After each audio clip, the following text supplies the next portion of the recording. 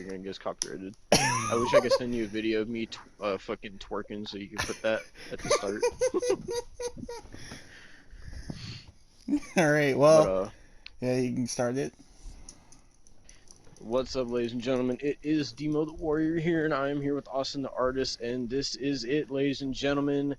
This is our final wrestling review, and we are reviewing SummerSlam 2021. If you hear some background noise, I'm recording this out on my porch because it's hot in my house. So, just in case you hear Yeah. like any noises, I apologize. But I'm gonna be yelling because I'm pissed about certain stuff. But overall, before we get into the details, would you say you enjoyed the show or no? I enjoyed it to an extent. Same here. But we'll be talking about all that. We're going to get into every detail. We're going to be talking about every match because we, unlike Money in the Bank, we watched every match. And so, I guess, do you want to start off by talking about the pre-show since you watched it? I did not watch the pre-show. Yeah, okay, so the pre-show was mainly just talking, but there was a pre-show match. It was Big E versus Baron Corbin. Match pretty boring. Big E was really fucking over though, like with the crowd. So, there's that, but And that's also another thing. Like, with what happened tonight, we also got to remember we still got Big E with the Money in the Bank too. Fucking like, oh there's a little god, preview. yeah. Like SmackDown has literally killed Raw. I will say that. SmackDown is stacked, like right now. Yeah, Raw is fucking goddamn Just fuck flatter Raw. than a Just fuck Raw at goddamn that point. pancake. They don't even have Bray no more, so just fuck Raw. Like, Yeah. Oh, they did Bray dirty tonight, but we'll talk about that later. yeah. But you said Sheamus, not Sheamus, Big E faced. I don't know how I got him confused. Big E faced Corbin on the pre-show. Yeah, kind of boring, but I mean, it was a match. Big E won with the big ending. And basically it. I want to let you talk about the first match because I'm talking about the second match. Okay. That's I'm pissed about the second match. So you Well, talk the about second the first match, I'm gonna say before the second match, it was atrocious. Like I'm not gonna say like it is atrocious. I'm not gonna say most of the shit about it, but like it's atrocious.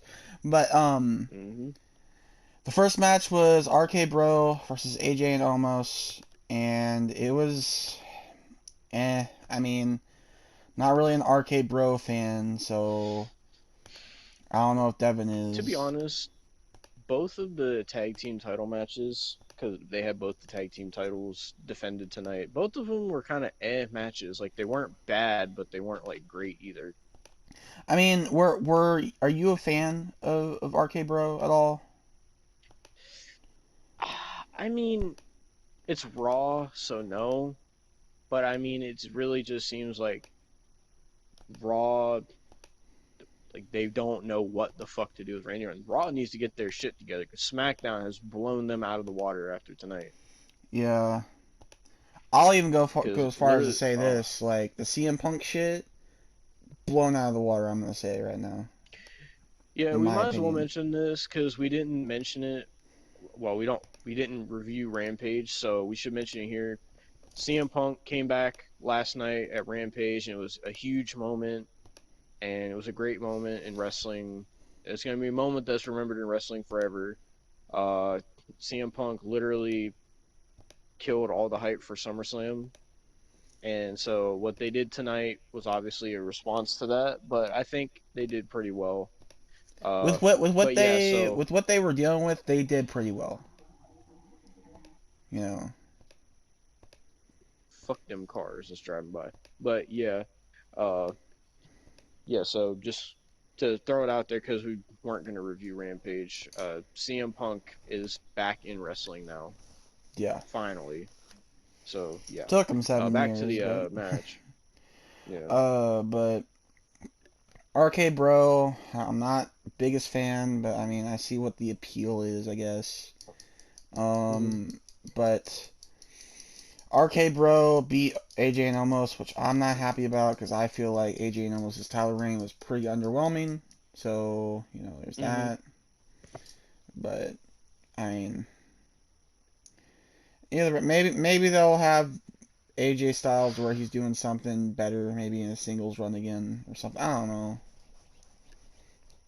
I can only hope for the best for Styles at least. Could be a pretty good monster heel, but they probably won't do it. Hmm. But yeah, that Yeah. was the first match. I do want to say though, Riddle has this new thing where when he kicks off his flip flops, like CGI birds flies out. Fuck off with that. Yeah. They were using That's heavy CGI stuff tonight because they didn't have pyro on the show. no, Devin. You don't understand. You didn't see the CGI that I saw. You saw some of the CGI, but you didn't see the fucking Riddle CGI. God damn. It looked like Birdemic like levels of CGI. God. It, God damn. This person just fucking like did a goddamn Burnout Legends down my street. Anyway, you continue. you do not understand I the don't know if you heard Birdemic. that. The bird I saw it or heard it, not saw it. Kind of fucking. Birdemic. Oh dear God. It was Live that fuck. commentary one day, but It was that fucking bad when it came to CGI. It was that bad. I didn't like it at all. I thought they had a CGI thing for him. Like, well, I don't think he does the scooter thing anymore, but I thought they had one No, he for was when he riding like on the scooter. come out He on was his riding on the. scooter.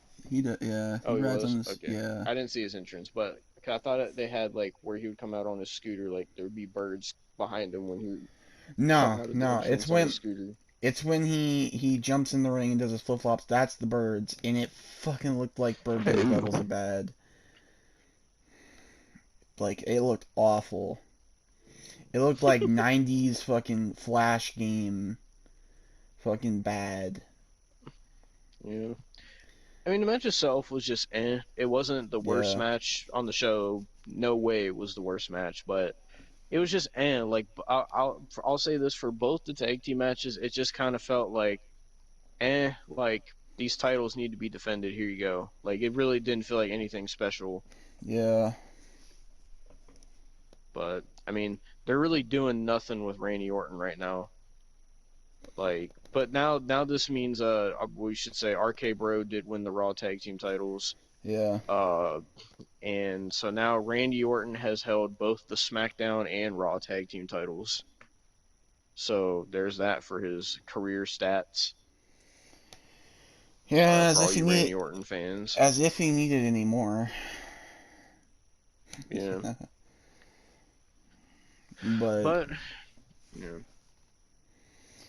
well, you want to talk about the next match? God damn, that same card just fucking pulled a goddamn Burnout 3 takedown Jesus Christ. coming back down my street. I don't know why they're flying down my street. They're probably fucking goddamn pissed at the match I'm about to talk about because oh my fucking god. All right, are we done talking about the first match? Because I can talk Yes, about yes, this. yes. Okay, so the second match on this show was probably the worst. You know how for Money in the Bank, we said the women's Money in the Bank match was probably the worst display of women's wrestling of all time? Well, somehow WWE outdid themselves. So, and once again, the worst women's thing of all time includes Alexa Bliss in it. So this match I don't was understand how Alexa she keeps Bliss. lowering her standards. Like, I don't understand. It's her fucking gimmick. That's the issue. But she agrees to But the gimmick is the like, thing, is my point. yeah. But this match was Alexa Bliss versus Eva Marie. Yes, I just said that if you didn't watch SummerSlam. And this was Eva Marie's first match this is her first one-on-one match since being rehired. And I, so Eva Marie got signed back, right? And a lot of people were pissed, us included. You've seen the video where we reacted to Eva Marie coming back, so we don't need to be mad about that anymore. So all these people, before I get into this, all these fucking people, these Eva Marie stans and these Eva Marie fucking simps and these Eva Marie fanboys sat there and fucking said, "Oh, Eva's gonna be so much better. They wouldn't hire her back if she didn't get any better. Oh, just stop hating on her. She's better. She's." And then they were like seeing her shit with Dewdrop, which, by the way, they've completely buried Piper Niven now. But then they're saying, "Oh, oh my God, Eva's so much better now. Oh my God, she's so much more improved. She deserves a women's championship." Like all that shit, right? So I want all you motherfuckers to tell me Oh my fucking god. why. I want you to tell me this was Eva Marie's first match back. Did she improve? Nope. Want to know the answer? No! Why would She she? did not improve. She did not. As a matter of fact, believe it or not, and all you Eva Marie stands can comment on this video. You can call me out. You can all go fucking goddamn fuck yourself. That's what you can do, you Eva Marie fucking goddamn fans. I fucking hate Eva Marie fans because their standards are so lowered for somebody that's the worst women's wrestler of all time. And they stand behind this woman for no reason. If Eva Marie was not attractive, they would not stand behind this woman. I don't give a fuck what anybody says. That's the truth. Well, you gotta think about Anyway. it. You gotta think about it too. There's people that stand with Nia Oh, Jax. oh my god, I just farted and almost pooped myself, and that was more entertaining than this match. That's what that match was. It was just it was a nasty fart that almost turned into a shit. So Eva has not improved. As a matter of fact, believe it or not, she's gotten worse. So let me preface this. So Eva Marie comes out first, right? And so she comes out with Dewdrop. And first of all, anybody who thinks Dewdrop is attractive, you have lowered standards. Second of all, the pairing makes no sense. It never made any sense how they brought her over from NXT UK, changed her name for no reason, acted like they had no idea who she was, and have her be Eva Marie's lackey. Okay. And so basically, the reason this match is taking place is because of Alexa Bliss's horrible fucking trash gimmick. Because without Bray Wyatt, the gimmick is fucking abhorrent. One of the worst gimmicks I've ever seen in wrestling history. I would rather watch a Vince Russo gimmick than Alexa Oh, Bliss's gimmick Jesus right Christ. now. I would rather watch the Fat Chick Thriller. I Oh would rather no. watch Black Rain Oh god. than this shit. This is awful. So the reason this match is taking place is because of Alexa's stupid Lily shit, where basically Eva Marie and Dewdrop were in Alexa's playground, and Lily started playing mind games with them, and then WWE was using this fake ass CGI on Raw to make Lily actually move and wink and shit, and has been like messing with Eva Marie and Dewdrop. So, and then they had Alexa Bliss doing this cringy thing to rip off and make fun of the Evolution. She called it the Lilylution. It was so cringe. And so that led to this match, and this was Eva Marie's first one-on-one match back to really showcase how much she improved. So Eva Marie comes out with Dewdrop. I will say Eva Marie did look attractive in the gear she was wearing, but that was the only positive Eva Marie will ever have, is that she's attractive. And so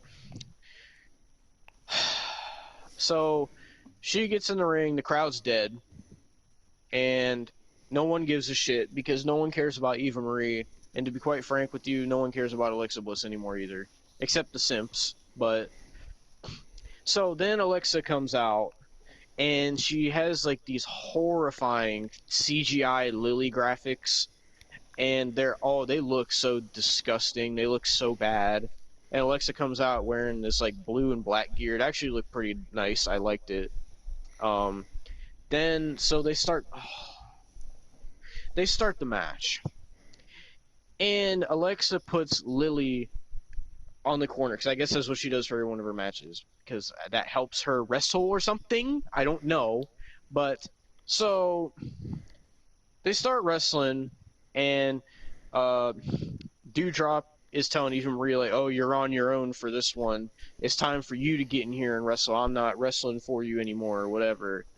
And they also showed in the promo that Eva Marie slapped Dewdrop and disrespected her and stuff. So basically, Dewdrop is done with her, I guess. I don't know. But so this was one of the worst showcases of women's wrestling of all time.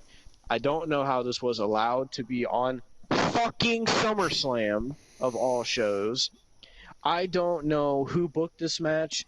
I don't know whose idea it was to re-sign Eva Marie, but they need to be fired immediately. Why on God's green earth would you re-sign this woman if this is what she does?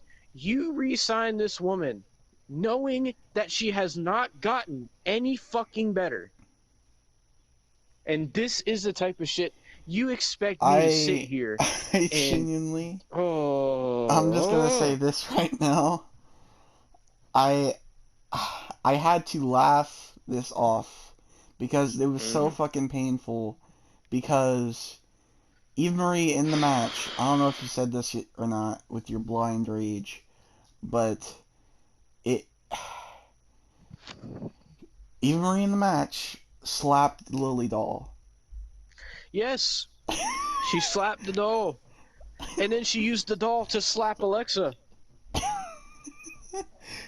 And then Alexa screamed. Like, yeah, and then like, oh, it was so bad. Everything in this match was bad. Like, Eva does not know how to take a fucking clothesline. She doesn't know how to take a fucking DDT. She doesn't know how to take a goddamn punch to the face. She doesn't know how to sell anything. You know why? Because she sucks. That's why. She has not got any better. I don't understand how anybody fucking defends her and is a fan of her. I don't understand. It actually pisses me off. Like, she is the worst. It's like watching a fucking hooker go out there and try to fucking wrestle. Fucking God. She cannot wrestle. Yeah, she can't. Like, it's like watching one of those plastic mannequins from JCPenney try to take a DDT. It looks stiff because she doesn't know how to take a move. How do you hire somebody that doesn't know how to take a DDT? A clothesline, a punch? I mean, that was tough enough for you. Man. As well. Oh my God, it's sad that Goldberg has more talent than Eva Marie. Okay, now you need to chill. And you know that's true. I can't admit that. The Goldberg match was better than this. I can't. The Goldberg match was better. You know, I'm so... This match makes me want to never watch women's wrestling again. That is how bad this was. After the fucking debacle that was that Money in the Bank shit show, now this. They did everything on this show to make me never want to watch women's wrestling again. And we'll get to it because I'm still pissed about that. But here's my rant for this right now.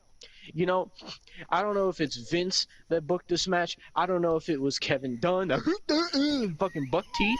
I don't know if it was fucking Nick Khan that's wanting to fire everybody. I don't know if it was fucking Chode Man, Bruce Pritchard. I don't know who the fuck it was that booked this shit. I don't know if it was Alexa's idea to do this match. I don't know if it was Eva Marie's idea to do this match. I don't know whose idea it was to sign Eva Marie back. I don't know whose idea it was to give Alexa Bliss this fucking gimmick and release Bray Wyatt just because you guys didn't agree on creative. I don't know whose idea this was. But and if you're wondering, before I go on a tirade, Alexa Bliss won this match off a shitty DDT.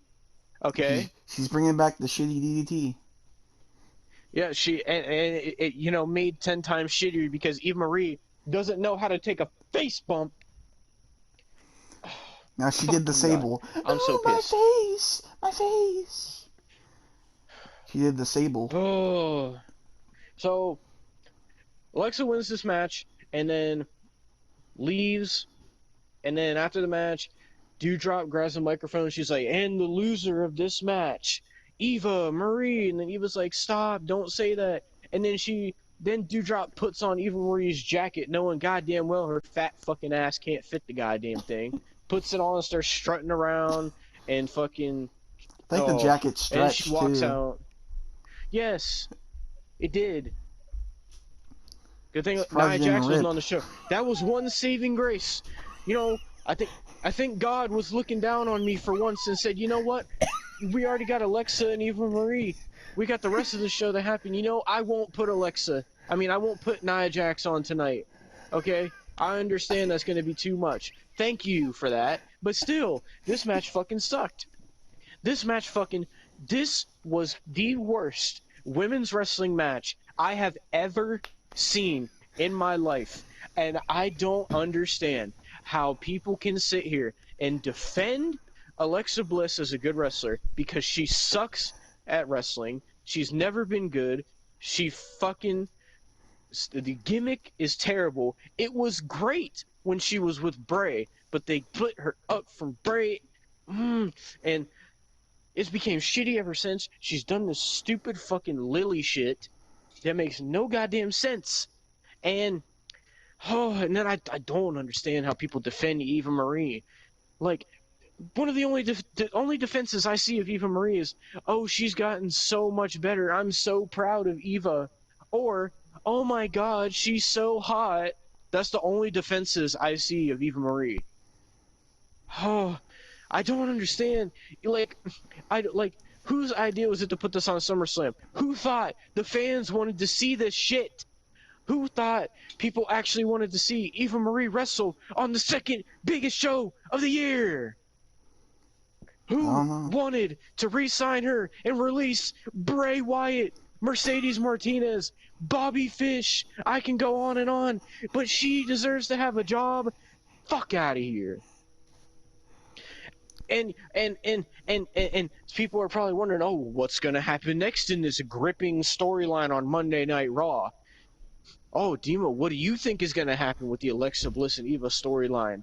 You want to know what I'd like to see happen?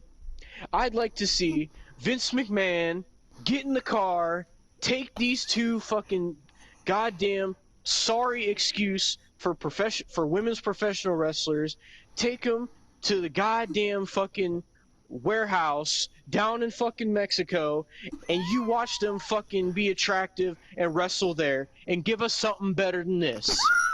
Because these women don't have it. They suck. They will forever suck. They are forever fucking trash. Don't ever mistake that. Just because they're fucking attractive and just because they push them on Raw doesn't change a goddamn thing. They are some of the worst women's wrestlers I have ever seen. This was the worst women's matches I've ever seen. I am sweating right now. That's how mad I am. This is exactly why I don't want to do the wrestling reviews anymore, because this shit makes me get like this. I don't understand how people lower their standards so much to defend this garbage. I will walk to the back of my house where my garbage cans are right now. I will proceed to dump my garbage all over myself, and that would be more entertaining than watching this match. I could go back there and hit wrestling moves on my neighbor's fucking trash that they don't pay for, and I could put on a better match with the trash cans than Eva Marie or Alexa Bliss could. At least the trash cans could sell. It is sad. At least the trash can would know how to take a punch, a DDT, a clothesline, simple wrestling moves that I've seen children take, that I hit on fucking stuffed animals when I was 5. I knew how to take those moves. When I was wrestling my friends when I was 12, I knew how to take a suplex and a DDT and all these types of moves. Eva Marie, the only thing she knows how to take is Instagram photos. That's the only thing she knows how to do. I'm so sick and tired of people defending. All you Eva Marie fans, come at me. I dare you. I don't care. Try to cancel me for speaking my mind about Eva Marie. Stop defending the fucking bullshit. I'm so heated about this match. You don't understand. When I was watching this match, I'm sat there. I knew this match was going to be bad. I had no expectation that this match was going to be good. There's no doubt in my mind it wasn't going to be good. I at least thought they might wrestle. You know, I thought we'd actually see some wrestling in a women's wrestling match, but, you know, let's just Lily in the mind games, and it makes everybody look so, it makes it look so and I don't like to associate this with pro wrestling, but it makes it look so fake. It really does. That's what At sucks fucking Money about in the it. Bank, she mind controlled Zelina Vega so she wouldn't grab the fucking briefcase. In this, she had to rely on a doll controlling her to fucking wrestle. She was getting slapped with a stuffed doll and was selling it. Selling it. She sold a stuffed doll, but Eva Marie couldn't sell a DDT. I bet Lily could have sold a DDT. Oh my god. Oh my I'm red in the face right now how mad I am. Like, this is absolutely horrendous. This was one of the worst displays. Anybody who defends this, you are not a real wrestling fan. You are not a real women's wrestling fan, and you need fucking serious help. If you seriously idolize Eva Marie and think that she's good and think that she deserves a women's fucking championship, you need to go have an IQ test. You, And Alexa you Bliss, oh my genuinely, god. genuinely, if that is the case, you are the problem. You are the You remember reason. we saw that you remember that one Eva Marie stan on Twitter. You remember that defended everything Eva Marie, said Eva Marie was better than Sasha Banks, Becky Lynch, Trish Stratus, Lita. I mean, this person went on and on. If there was ever somebody that needed their fucking Twitter account taken down, it was that person. I don't even remember their name, but if you're watching this video, take your account down because you are spreading garbage with your fucking. I can't even tell if the account's an actual troll or not, but it. Oh my god, and fucking. And I'm genuinely so disappointed in Alexa Bliss because she showcased before that she can be good. She's had good matches with Becky Lynch. She's had decent matches with Bayley. She's had decent matches with Sasha. She's shown that she can be decent in the ring. Yeah. And then this is what she does. This is the gimmick she fucking.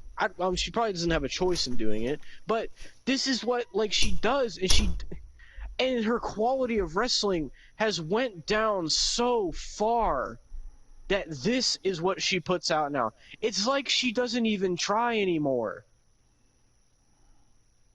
It's abhorrent how bad this was. Genuinely, whoever booked this match, go fuck yourself. I hate you. Honestly. And this is why I'm stopping the reviews, because this shit makes me toxic. When they book Yeah. shit like this. When they book shit like this. Because And I'm gonna be completely honest. I'm so... gonna be completely honest. Devin saying all this, I think the same thing.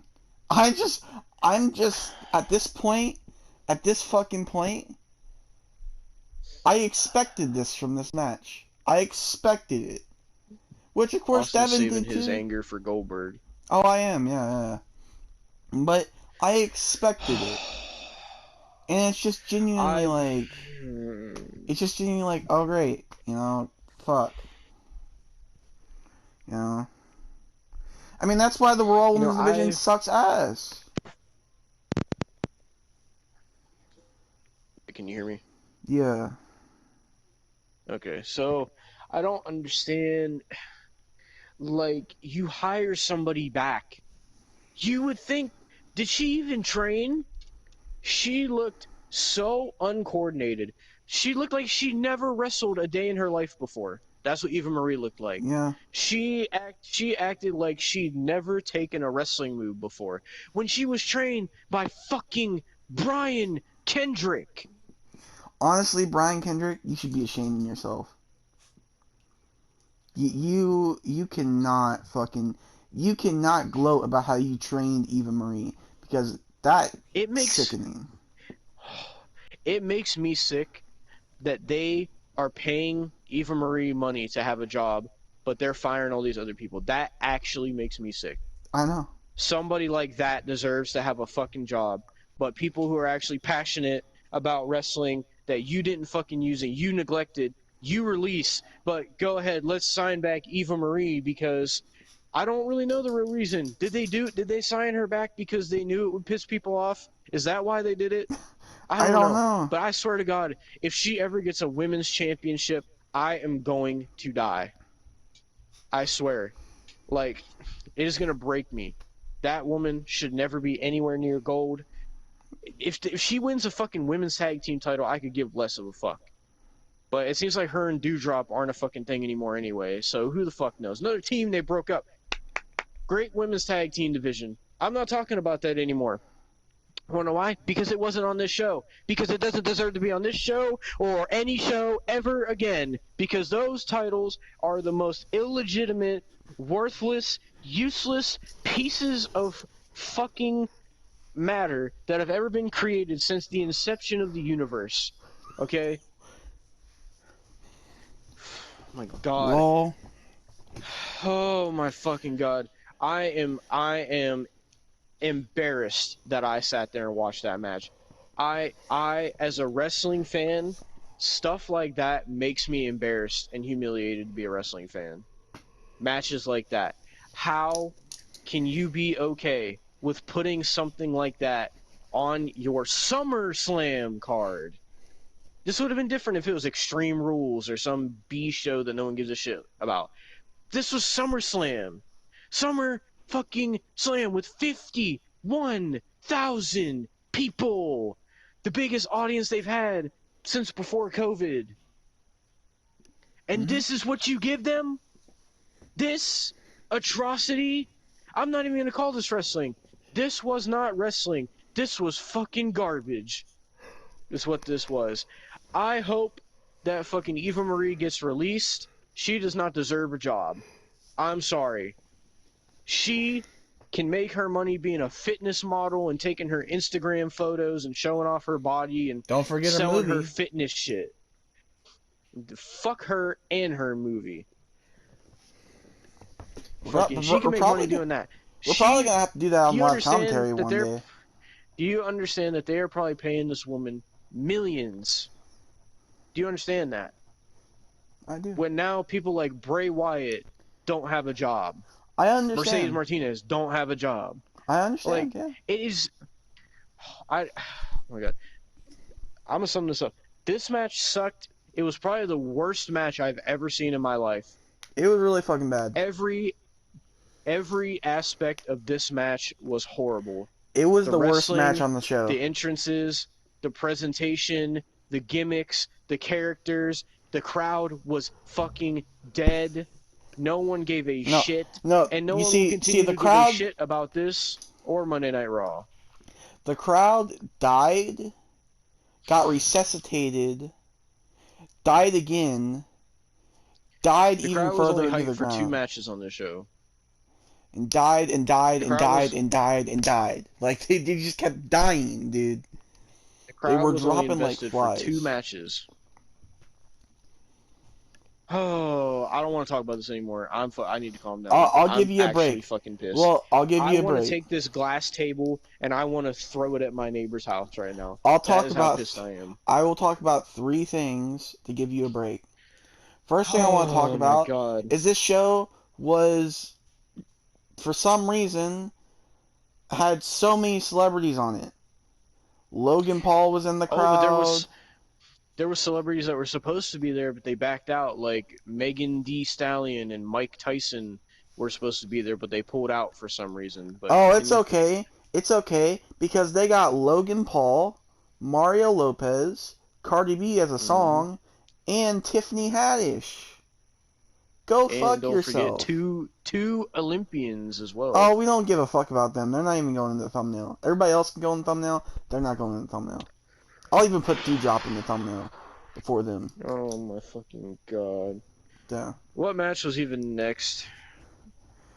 Next was it Damian Priest and Sheamus? and Sheamus. For the Decent US match. title. Yeah. The first time he's defended that title since WrestleMania. Yeah. Which was, let's see. It was in April, so May, June, July. In 4 months. Yep. So yeah, I was pretty sure I'm pretty sure WWE used to have a thing where if the champion didn't defend their title, they had like a 30-day period. If they didn't defend their title, they'd be stripped. But WWE doesn't follow their own rules anymore, so fuck it. Fuck it, right? Let's just, fuck that rule. Fuck, remember the promo they did where, oh, the fans are in control. We're doing what the fans want. You remember how well that turned out? When Yep. they had fucking Triple H, Shane, Stephanie, and Vince in the ring. Oh yeah, that worked out so well. Yeah, because they say that, and all this time later, they gave us fucking Eva Marie and Alexa Bliss. You really gave us what we wanted. Let me interview all 51,000 of those Hey. motherfuckers that paid to be in Hey. SummerSlam, Okay. and Okay. I'll ask them if that's what they You need wanted. your break. I'll ask them if You that's what need they your wanted. you I'll need ask fucking punk ass green shirt guy that was in the front row. you I'll ask need your Brock break. Lesnar guy You who was need in the your front row. break. I'll ask those You motherfuckers. calm Is that down. what you wanted? You wanted Eva Marie and Alexa Bliss? Is that what you wanted? Calm down. Because apparently Calm. that's what Vince and Bruce Pritchard and Kevin Dunn thought you wanted. Okay. Calm Fucking down. oh Calm my down. You god, need man, your I am break. You need your break. fuming. You need your break. This You is need your why the break. wrestling reviews are ending. This Yes, exact this is reason. exactly why. Which is also I cannot exactly wait why till you talk about Goldberg. you need to take a I break. cannot wait. Okay. Damian Priest and Sheamus. I thought this Match. was a decent match. It I like was Damian Priest. for me. I like Damian Priest too, but like it was an I thought his and attire looked pretty cool. yeah, He wore like like a USA kind of attire I think it was like with like blue dreads, a which is version cool. 1 Captain America like type deal. Yeah. So I mean, Well, I mean, this was the only mid card title that was defended on the show. We saw the Intercontinental Champion, no, but he didn't wrestle. just calm down. Just calm down. We'll get to that. So yeah, I'm assuming the reason they didn't have that on the show was probably because they gave the title to Shinsuke last week, so that's probably why they didn't have it defended. We could have seen an Intercontinental title match on the show, but let's give him Eva Marie and Alexa Bliss a spot on the card instead of the Intercontinental Championship, one of the most prestigious championships that was brought in by Pat fucking Patterson, God rest his soul. But let's give Eva Marie and Alexa Bliss a spot on this card rather than the Intercontinental Championship. That's all I'm gonna say. Okay, okay. Fuck me. I'm not gonna do that. God damn. Just continue. Damian Priest was pretty impressive in this match. You talk about this match. I gotta go get a drink of water. I'm actually I'm hot right now. Oh I'll god. be right back. I'm gonna get some water. Okay. Damian Priest was pretty good in this match. Sheamus. Sheamus was pretty good in this match. It was a pretty decent match. It was like in the middle of decent and eh. So I mean, it was pretty good. Damian Priest in the end wins his first championship when it comes to main roster. So there's that. It wasn't bad. I'm glad Damian Priest is doing somewhat better than he was on the fucking main roster than he was fucking when it came to WrestleMania. He's been on the main roster since Royal Rumble, and it's just been like fuck. You know, I was talking about how like before this, like he's been on like Damian Priest has been on the main roster since like the Royal Rumble, and he hasn't really done much before this. So Yeah. So, I mean, I'm glad he's getting his actual like dues now. So, Yeah, he won the championship. I was happy to see it because Sheamus did fucking zero as champion. yeah. So, but then it leads you to the question like, what the fuck are they gonna do with Damian Priest? Because they don't have a single division on Raw, man. They don't. They could put Ricochet against him, or maybe Humberto Carrillo. That's who they were putting against Sheamus. You hear those crickets in my background? That's my reaction to that. Fucking, they get. You know what? Put Eva Marie in that match. Why not? No, stop with Eve Marie. It's gonna fucking destroy you. Like I can't even. All right, If this next is how one. you fucking feel about Goldberg, oh my god, That's how I feel that's about how I Goldberg. feel. Okay, but Goldberg can actually fucking wrestle. Eva Marie can't.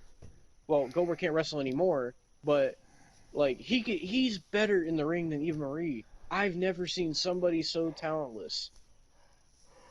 Literally, when AJ Lee cut that promo about the Bella Twins being plastic mannequins that can't wrestle, that is a the most perfect description of Eva Marie right there. Eva Marie was actually in that segment. If you don't remember, she was actually a part of that segment because AJ Lee said that about her too. So thank you, AJ. I actually respect you because you're one of the greatest female wrestlers I've ever seen, and you actually made me give a shit about women's wrestling because that's how fucking great you were. And I hope that you come back to wrestling now that your husband came back. But let's continue. Well, next Fuck Eva was Marie. the Mysterios versus the Usos.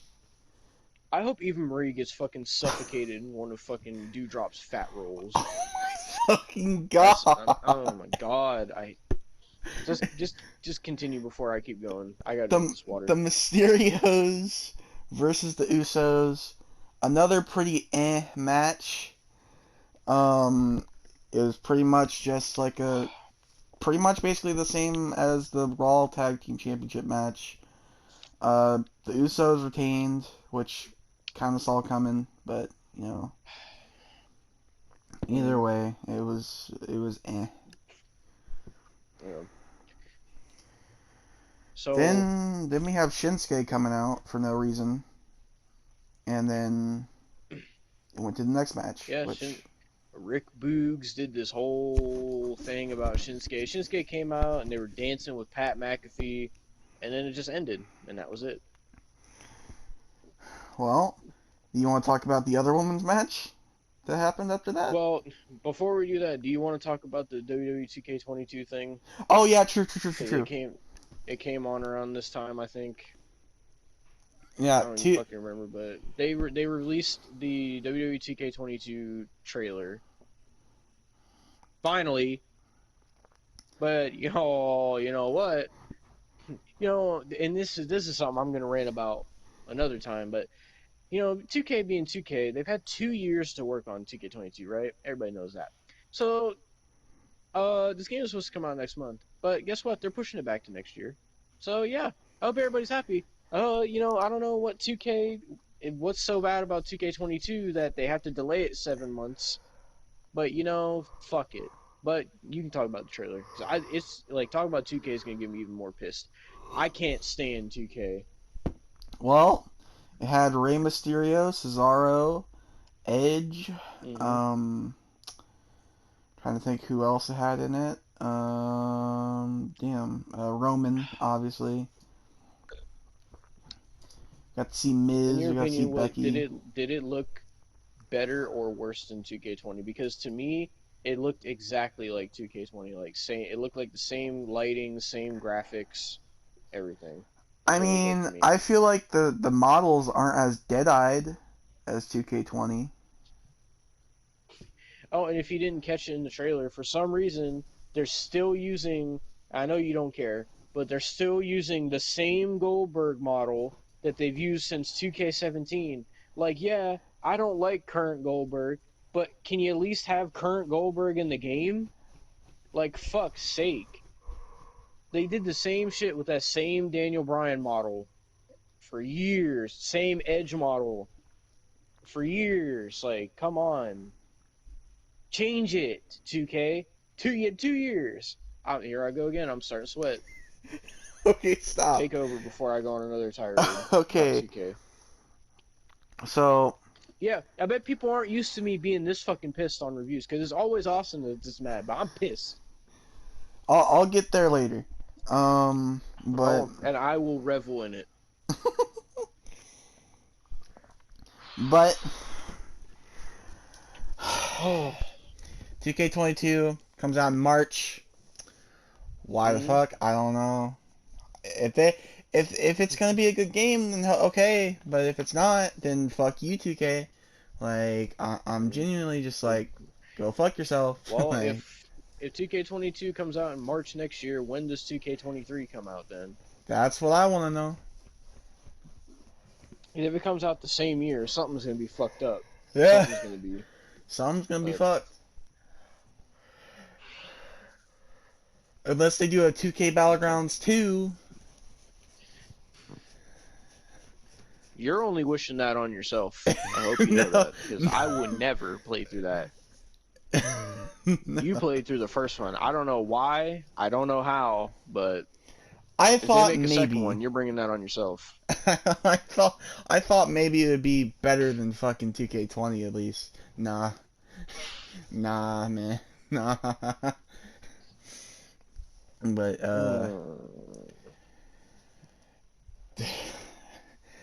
are So you fuck you, okay? 2K. That's all I'm gonna say. Are you okay to talk about the next women's match?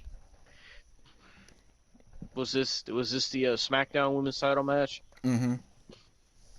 All right, let's get back into the bullshit. So, Oh God. so this was supposed to be Sasha Banks versus Bianca Belair 2 for the SmackDown Women's Title.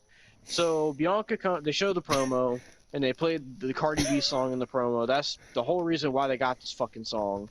So Bianca comes out and I'm like, okay, why is Bianca coming out first? So she comes out, and then she's in the ring. All of a sudden, Greg Hamilton's like, Sasha Banks is unable to compete this evening. So here's her replacement, Carmella. And immediately I went into an even more blind rage. Because Dude, Carmella is also one of the worst women's wrestlers I've ever Devin, seen in my life.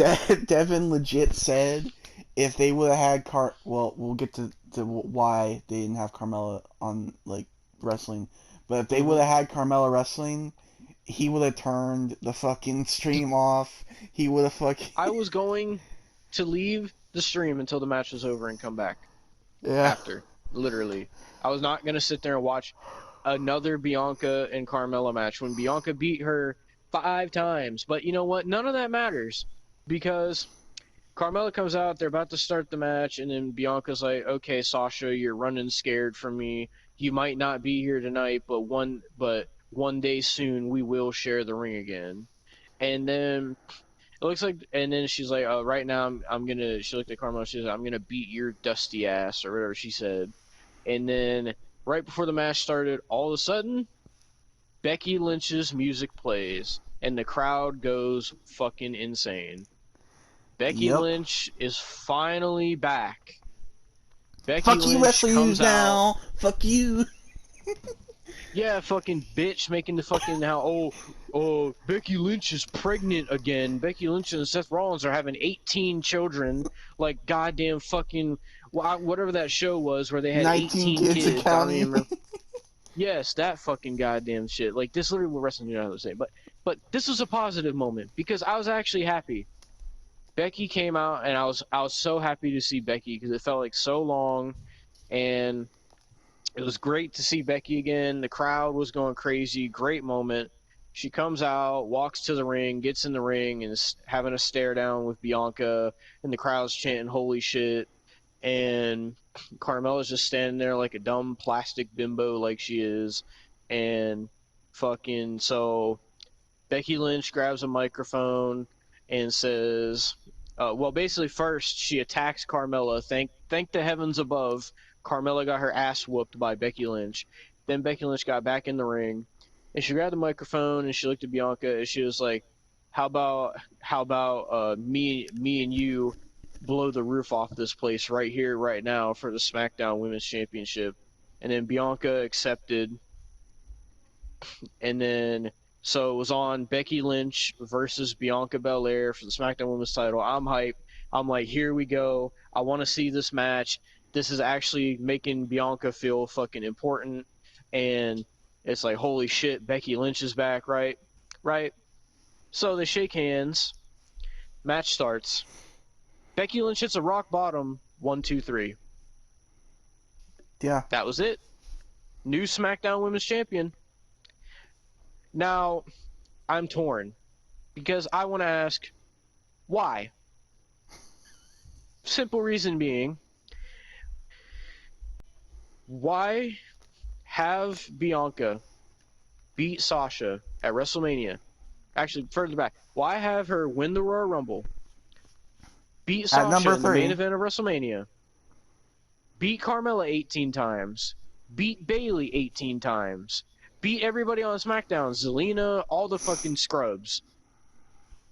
All that to job to Becky in like in a shorter amount of time than The Rock and Eric Rowan. And literally, Becky Lynch just rock bottom Bianca Belair 1, 2, 3, and then Bianca was acting shocked, like, "Oh my god, how did I lose?" I'm like, you could kick out. That's one thing you could have done. But so I'm sitting there, I'm like, what the hell is going on? Why did Bianca Belair job to Becky Lynch? I'm so confused. Because at first I was like, okay, is Becky not able to wrestle a full match right now? But then I'm like, that doesn't make sense because they wouldn't make her the champion if she couldn't wrestle a full match. So then I'm like, did Bianca Belair do something that they took the title off of her? We're like, fuck you, you're getting buried? I Or don't know. did they do that to try to give shock value to try to compete with the CM Punk thing? I don't know. I genuinely don't know. But they literally buried Bianca Belair. Literally. And people were shitting all over it. I mean, on one hand, you had everybody happy that Becky was back, and then everybody's like, "Oh, this is bullshit. All they do is bury new talent. I'm sick of the Four Horsewomen." But people are out here cheering what happened in the other women's match. We'll get to that. We will get to that. But this, I'm torn on because I'm really happy Becky is back, and this is why I said SmackDown is fucking killing Raw, because now Becky's on SmackDown. I thought she was going to Raw, And but somebody Becky else is is on on SmackDown. SmackDown, but we'll talk about later. We'll get to it later. But so I'm happy about that, but then at the same time, it's like, what does that mean for Bianca? Where the fuck is Sasha Banks at? What the fuck is going on? Where is Toni Storm? I'm so confused on what's going on. But I'm definitely gonna be watching SmackDown this Friday, that's for sure. Yeah. But so that was confusing. Didn't make a lot of sense. But Becky's back, and I don't even know how many times SmackDown Women's Champion now. 3 times, 4 times, something like I that. don't know. Because I know she was the first ever, and I think it's then 3 she times. had it when she was No, 4 times. Becky 2 belts.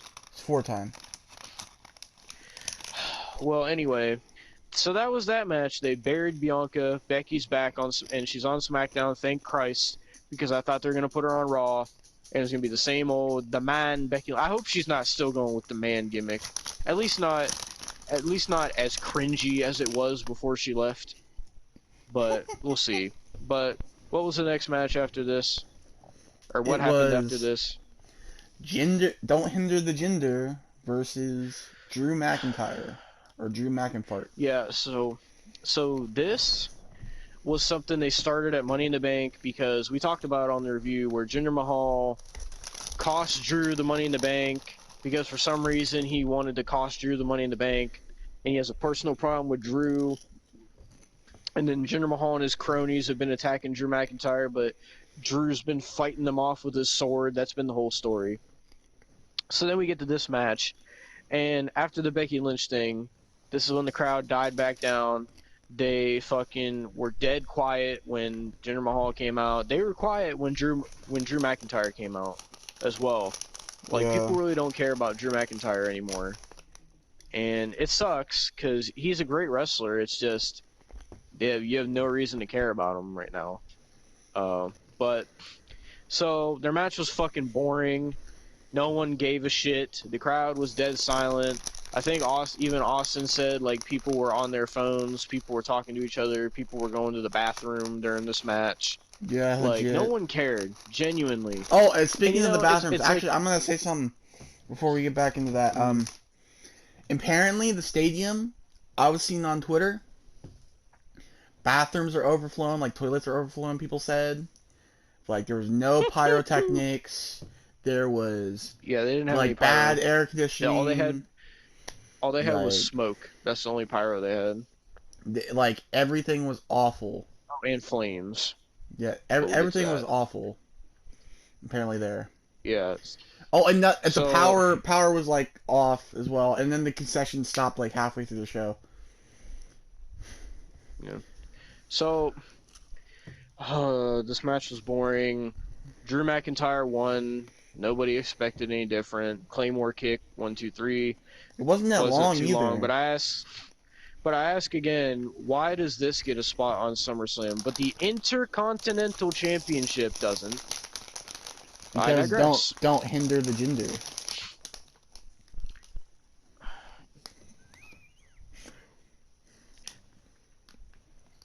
So I don't even remember was the other women's match after this? Mm-hmm.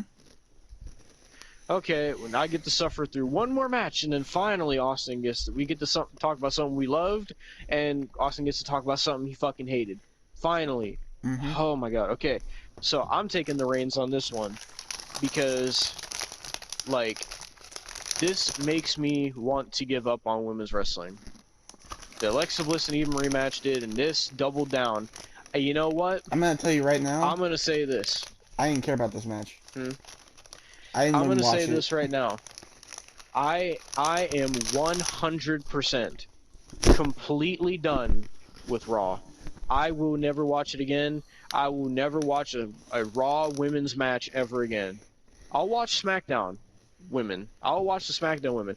I will never watch Raw women again.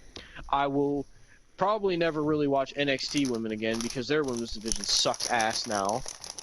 So yeah, I'm only gonna watch the SmackDown women's division. There's women I like in NXT, but they're not going to do nothing with them. And you know, I'm terrified because Dakota Kai is having dark matches for Raw, and she's only going to go there to fucking. Oh, I don't even want to know what they're going to do with Dakota Kai. Oh my god. But oh my god. Anyway, this match was Nikki ASH defending the Raw Women's Championship against Rhea Ripley, and you guessed it, Charlotte. I get a title shot every time my breasts grow one size bigger, Flair. And so, first of all, a lot of the champions kept coming out first on this show. I don't know why, because you're not supposed to do that. So Nikki Ash came out first. No one gave a shit. No one cares about Nikki A. I'm just gonna call her Nikki Ash. I don't care. I'll call her Nikki Ass because Yeah, everybody. The only thing that's what I people call care her. about is how her ass looks in her new attire. That's the only thing That's what people I care about call with her. Nikki Ass. So Nikki ass. Nikki Nikki Ass comes out and she gets like no reaction. No one gives a shit about her or her gimmick or her as champion. I mean, I'm glad she finally won a women's championship because Nikki is a good wrestler. It's just this gimmick is god awful. And so then Rhea Ripley comes out, and to be honest, I mean, people still care about Rhea Ripley. It's just, it's Raw. They've completely, like, Rhea Ripley, and I know you agree with me, Rhea Ripley's aura of her being a badass is completely gone. It is gone. Yeah, ever since She she, is not threatening anymore. She is not nothing. Like when Rhea Ripley would come out on NXT, you'd be like, "Oh shit, Rhea Ripley's coming out. Somebody's about to get fucked up."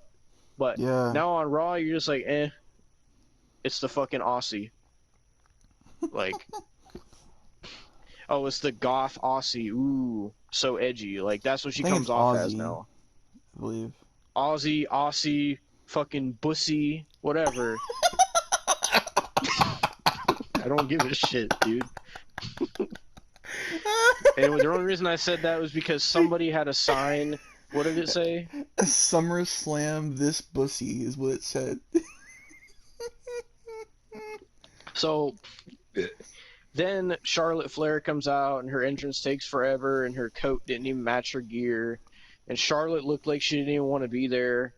And so then they start the match, and it was, I mean, by default, it was the best women's match of the night, only because Eva Marie and Alexa Bliss was like the worst thing I've ever seen. And I can't even consider Becky and Bianca a match because it was one move. So by default, this was the best women's match, but it wasn't great. This was a shitty triple threat. Uh, Basically, what it was Rhea Ripley and Charlotte doing all the hard hitting. Most of All right. Oh, it was just like fucking. I know the clip cut off, so I know it was just like Rhea Ripley and Charlotte doing most of the heavy work, working the most moves, and then Nikki would come in and hit a move or do a roll up or whatever to make you think she's going to get the win because Nikki almost superhero. She almost gets the win. She makes you believe in yourself that you can, if you work hard enough, you could be a superhero too, man. Shut the fuck up. Anyway, so The only thing it she was makes me basically believe in that. is nice asses. Yeah, it was basically that. And the only notable things that happened in this match was Charlotte did a corkscrew moonsault to the outside, and the way she landed on Nikki absolutely fucked her up. Charlotte needs to stop doing that move because she never hits it correctly, and she's either going to injure herself or somebody else. Um, and also, uh, another dangerous spot in this match was Charlotte had Rhea in the figure eight, and Nikki dove off the top rope and landed on their legs. And immediately Rhea grabbed her leg and started screaming, and she was pretty much out the rest of the match. So I hope to God Rhea Ripley is not injured, because if so, that was a dumb fucking spot to do. That's why you Yeah. don't jump on somebody's legs when they're in a figure four, because you can seriously fuck up their leg. So I hope Rhea Ripley's okay and is not injured, because then that's going to be even less that Raw has, and they cannot afford that, especially after losing Becky Lynch. They cannot afford to have less women.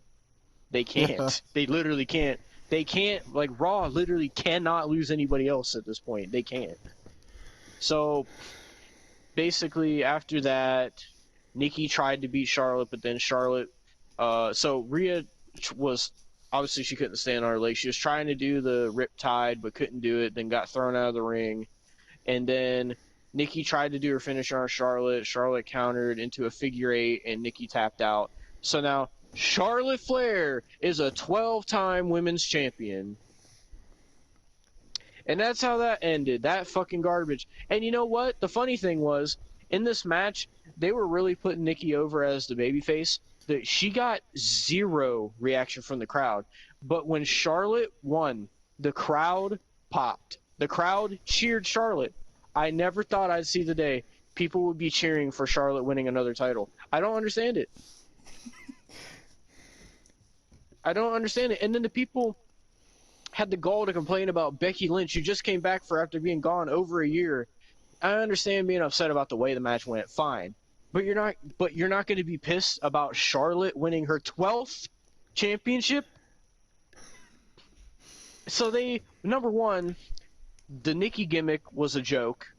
Number two, they completely wasted the women's Money in the Bank when they could have gave it to Liv fucking Morgan, who they built the women's Money in the Bank around with the storyline. You know, or they could have gave it to Zelina Vega, who just came back at that time.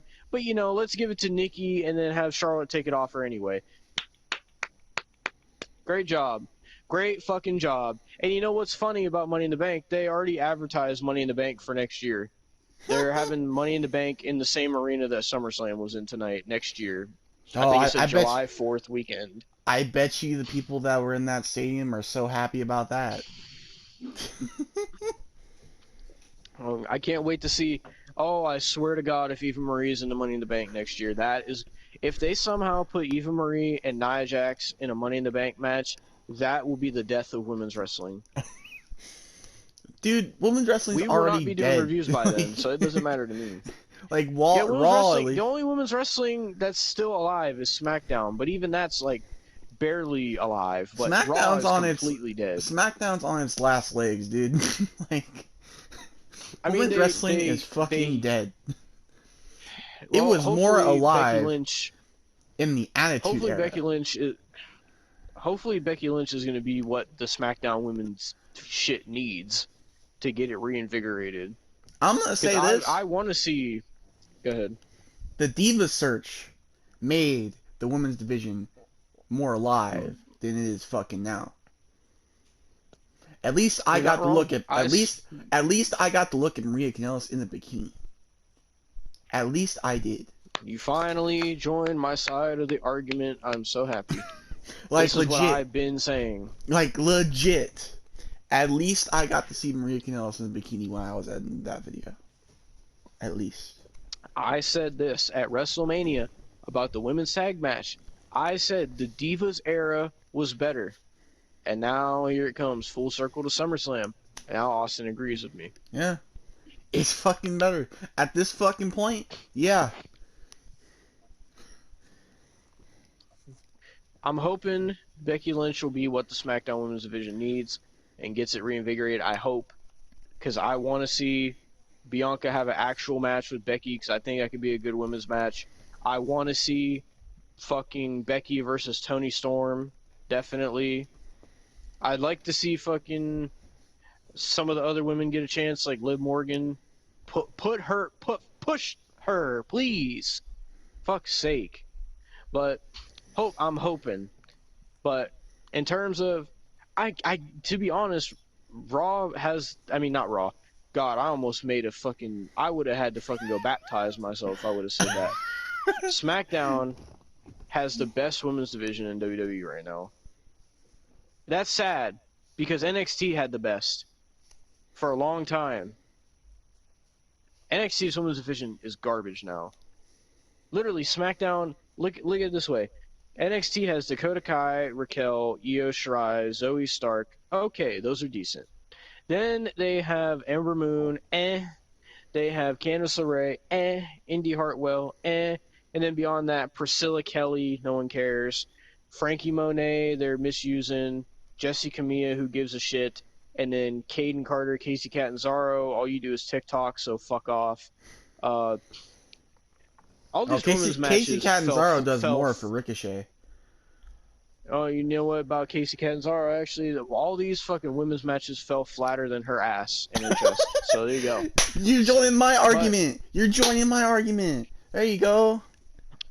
Like, but then you look at Raw's women's division. Who do they have? Charlotte, Nikki Ash, Rhea Ripley. Okay. Nia Jax. Let me fucking get my goddamn bottle of pills and down it. Shayna Baszler, I wish they would do better with her. Tamina, I would rather fucking eat my garbage out of my garbage can. Natalya, I would rather see a pack of fucking Schwabel's white bread than Natalya. Fucking Eva Marie, you couldn't pay me to watch Eva Marie.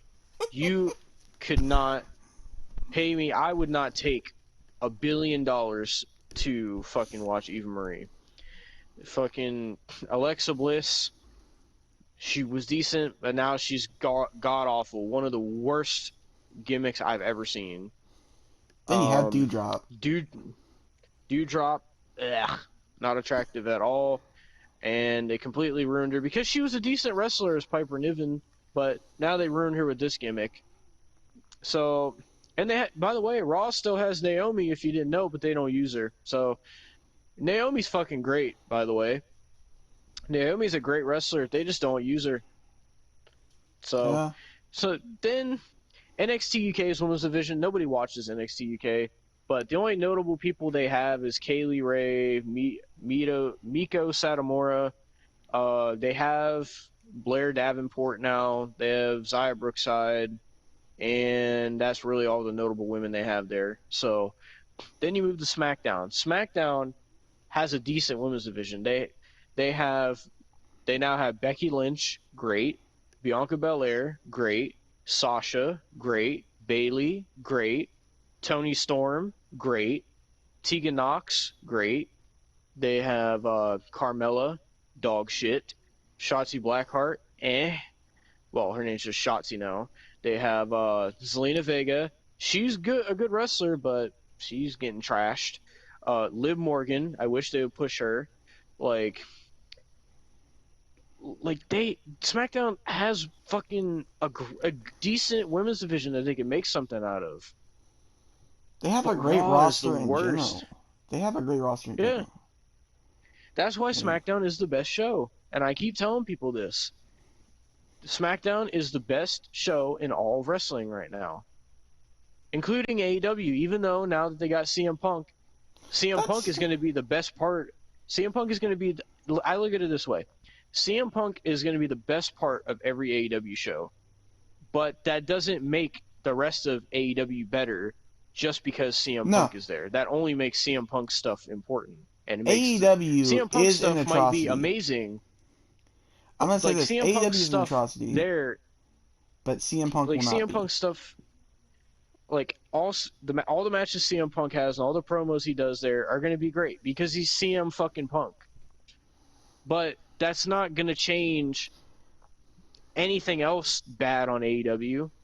CM It's Punk like is not going to this. fucking change AEW. It's like He's only going this. to change the stuff he does on AEW, not the whole company. It's like if The Rock went to Impact. Everything Mm-hmm. The Rock would do would be great, but Yeah. Impact's still fucking Impact. You know, it's still atrocious. You know. It was like that. It was like that when like all those times they had Brock Lesnar on Raw. Like anything Brock Lesnar would do, you'd be invested in. It would feel legit. It would be amazing. You would always watch what Brock Lesnar did on Raw. Like Brock Lesnar would make you watch Raw. But the rest of Raw was still one of the worst television shows, one of the worst wrestling shows that's ever been created. It's exactly going to be like that with CM Punk on AEW. But um, literally, Raw is the worst wrestling promotion there is out of everything. AEW's bad. NXT's bad now. NXT UK, nobody watches it. Impact is irrelevant and trash. Ring of Honor has good wrestling, but they're irrelevant. NWA is irrelevant. New Japan is good, but like they're New Japan, so a lot of people don't watch them because of the time their shows come on. So if you look at it in the wrestling world, SmackDown is the biggest thing right now. Yeah. Even though the CM Punk thing is huge, it's not huge because it's AEW. It's huge because it's CM Punk. And SmackDown is huge because of Roman Reigns, John Cena, Becky Lynch, all the people on their roster is what's making SmackDown a good show. And yeah, SmackDown has had stinkers. I'm not going to defend SmackDown and say that it's been like completely the greatest show. SmackDown has its own fucking flaws for sure. For sure. But compared to all the shows, in my opinion, SmackDown is the best wrestling show right now. But everybody's going to have their own opinion. But back to SummerSlam. What Next that was the was. fucking women's triple threat. It was garbage. Charlotte's a 12-time champion. Fuck it, I don't care. Do you want to talk Go away, about Charlotte. the good match I'm while done. I talk about three atrocious things? Just so I can give you a break. Okay. So the next match, well, they had this fucking segment where I'll just talk about it now, where fucking the Olympians came out and they had this whole entrance and nobody gave a shit. And that was that. Then finally it was time for a match that somebody actually gave a shit about on this card. Finally, a match that people paid to watch SummerSlam for. Finally. Finally. Edge versus Seth Rollins. The best match What on the a card. great fucking match. It was the I best match knew on the this card. match was going to be I knew this match was going to be match of the night, and it certainly delivered. This was a really good fucking match. This is what I want to see out of wrestling. This right here is what I want to see.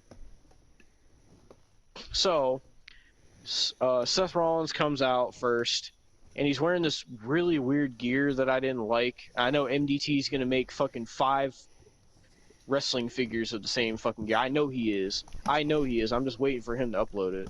But he had like this like half gold like pattern texture, half black tights with like white and gold kick pads and a white arm sleeve. It looked really weird.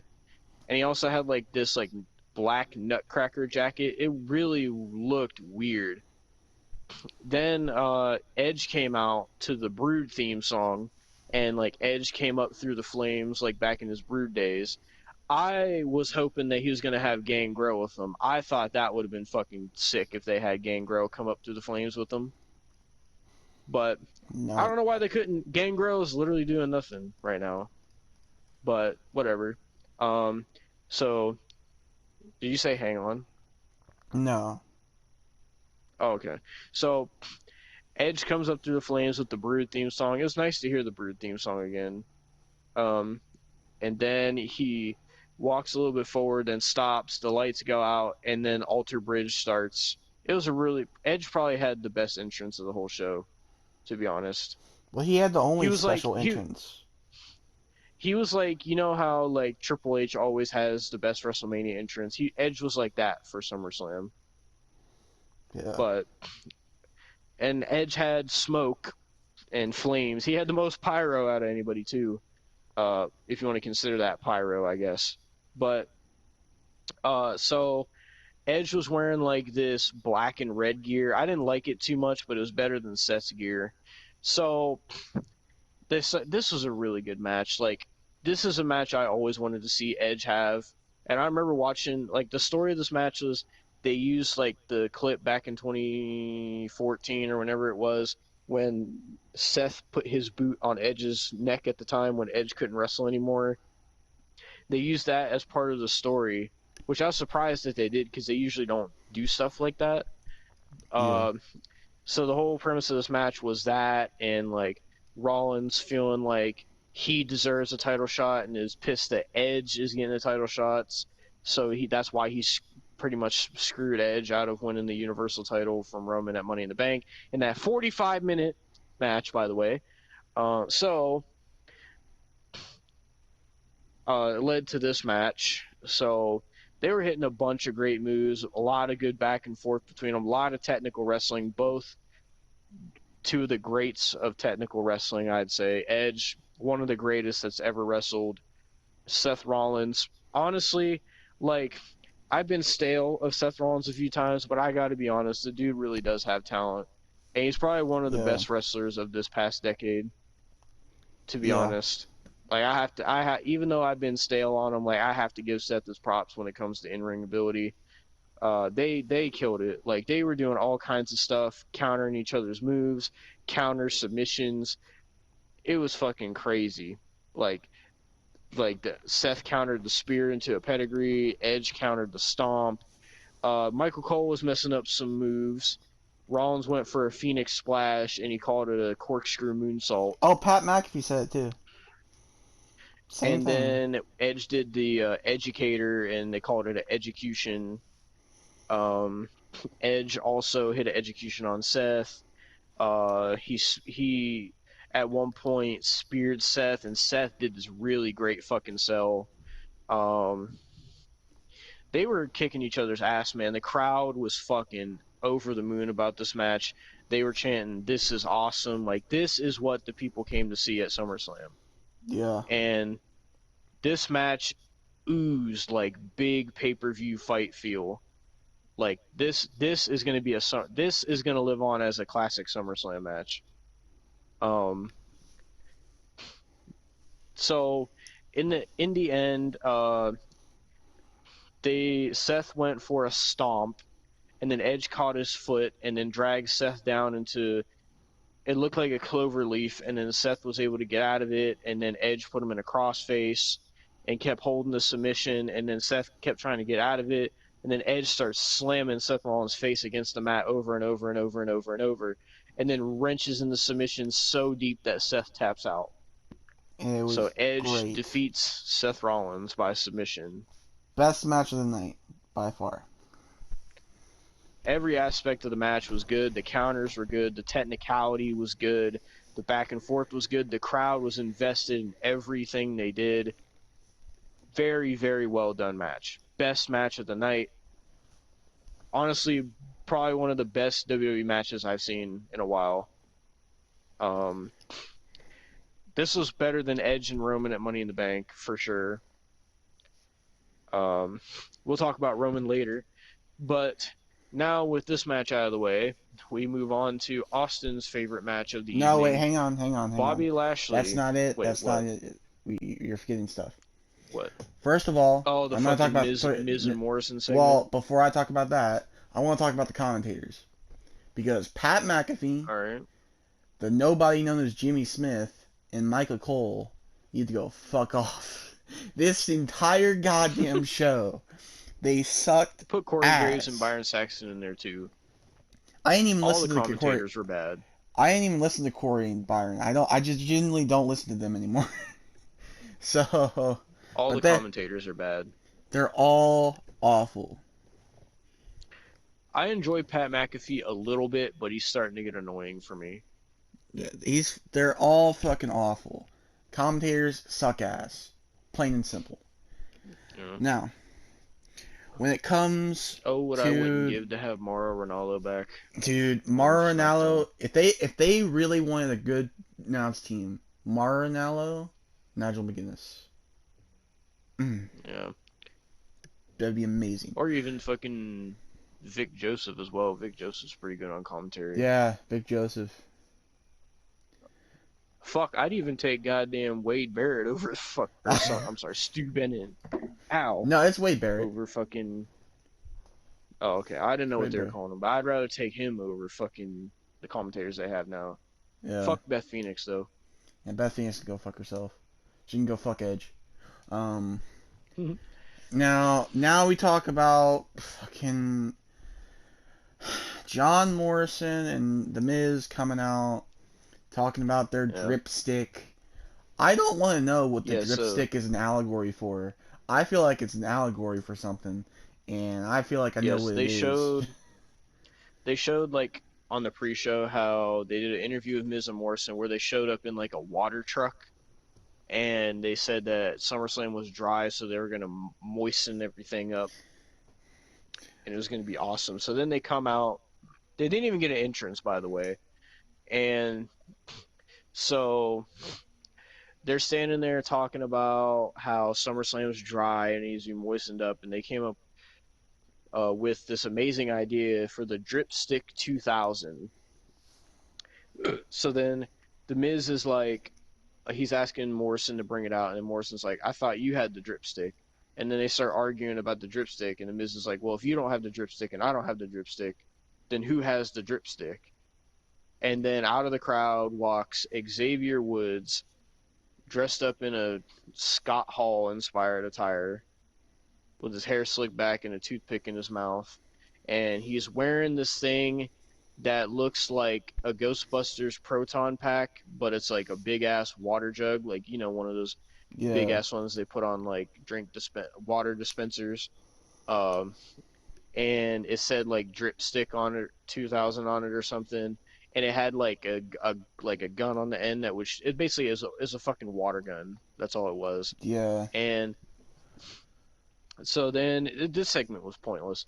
So Xavier Woods walks up to the ring and then starts doing Scott Hall's catchphrase and is like, "Hey yo, let me ask a question or whatever." And then it's saying, "Do you want to see me give John Morrison the dripstick?" And the crowd chanted, "No." And he's like, "Do you want to see me squirt them with their own dripstick?" And the crowd chanted, "Yeah."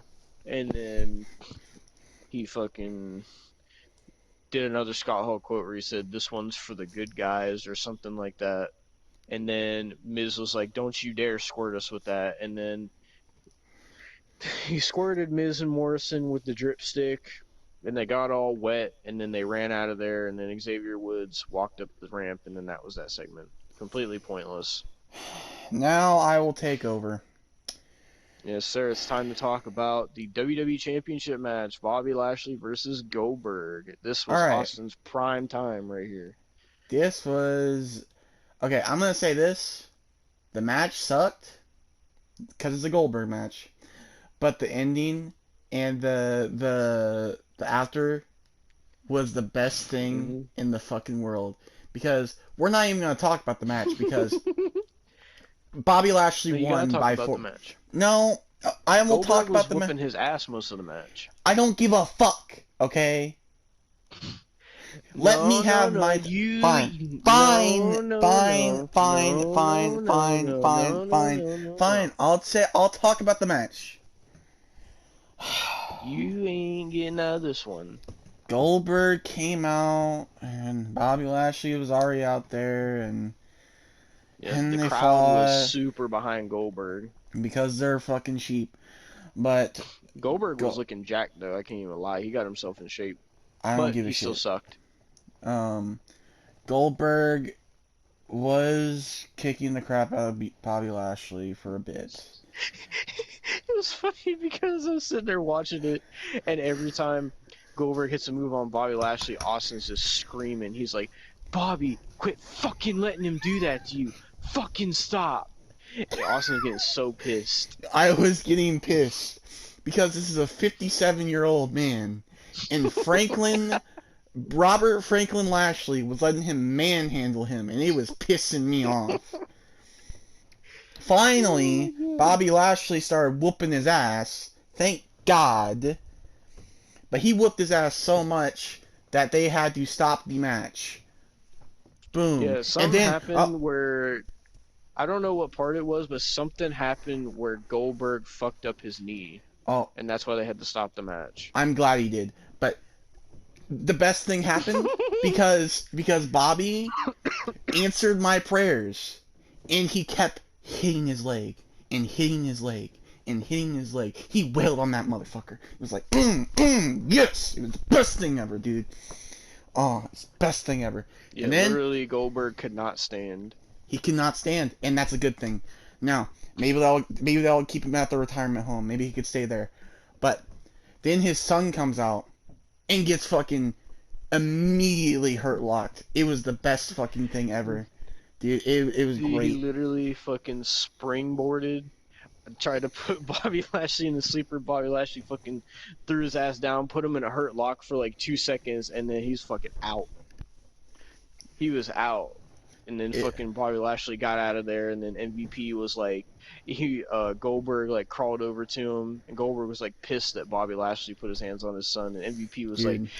like, he didn't mean to hurt him, I swear. Now. He was like, he only did it because he attacked him. He didn't know he was gonna do that. It was his initial reaction. Now, Bobby Lashley, I'm gonna personally thank you. Keep injuring Goldberg. If you see him, that motherfucker on the street, hit him with a bat in the legs. Please. Yeah, just hit him with like a FIFA trip right to the knee. Please do that. Please do that for me. Now, when it comes to the end, like Goldberg saying, I'm gonna kill you. If they keep this going, I will lose my fucking shit. God damn it. Well, they did advertise that Extreme Rules is next month, so I don't give a fuck. You see, Goldberg, get your wheelchair and go to the old fucking nursing home with Mermaid Man and Barnacle Boy and fucking stop. God. Don't fucking come back. Leave. He has to do it for his son. Nobody gives a fuck He has about... to. Call me Goldberg Brock. said the only Call me reason Brock he still Lesnar. wrestles. Call me Brock Goldberg Lesnar. said the I only don't give a reason he shit still about his wrestles is kid. because he wants to put other people over. That's what he said. I don't give a shit about his kid. Call me Brock Lesnar. Goldberg said he dies by the spear. He said he lives by the spear. So you will die by the spear, Austin. I will die if Goldberg comes back, dude. I'm not fucking doing this. Literally, Austin was so mad that before Goldberg's music even hit, I was chanting Goldberg, and Austin was like, he was like, stop! I'm actually getting so worked up right now that I can't even look at the screen. Dude, I couldn't look at the screen. I was so goddamn mad. My hands were shaking. I was that fucking pissed.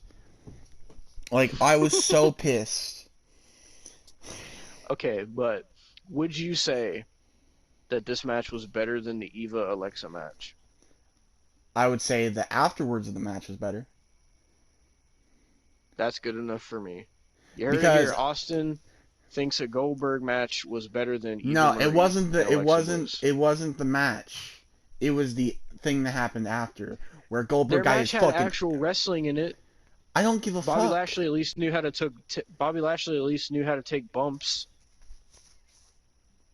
But Bobby Lashley hit Goldberg. But Bobby Lashley hit Goldberg with chair shots so many times it made me enjoy life. I wish Eva Marie would have got hit with chair shots. Learn how to fucking take a bump, dumb bitch. She wouldn't have took the bump though.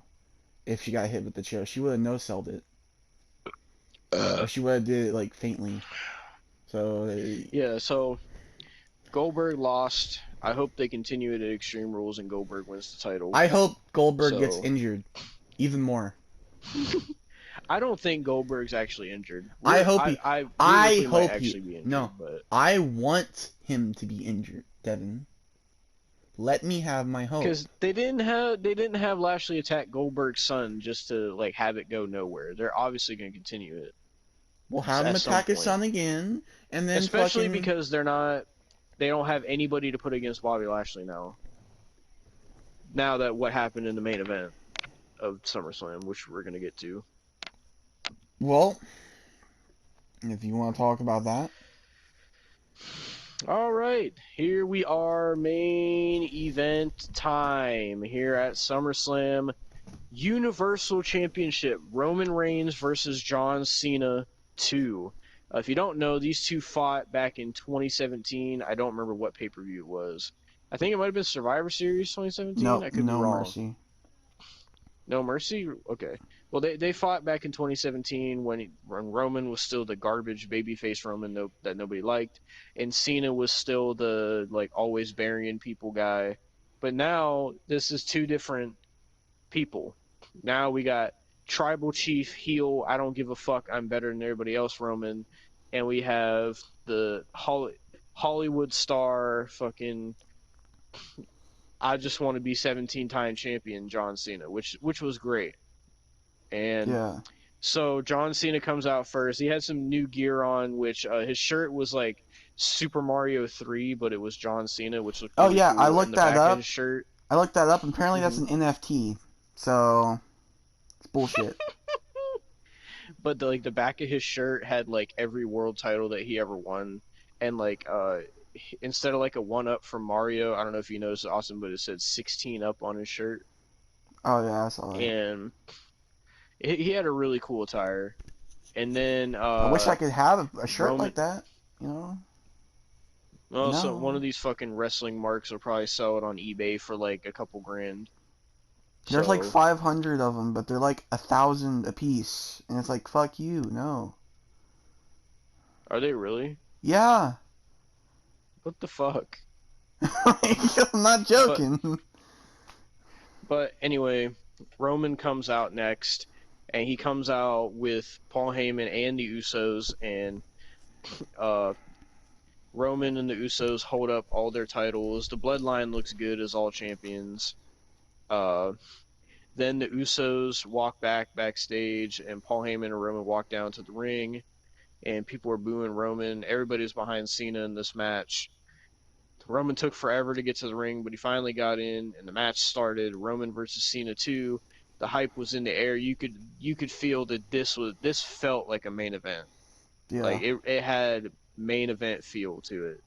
And so it starts off, and most of the match was Roman kicking Cena's ass, but they were really playing on what John Cena said, where it doesn't matter if I beat you or not. I don't have to outperform you. I don't have to out wrestle you. All I have to do is get the 1, 2, 3.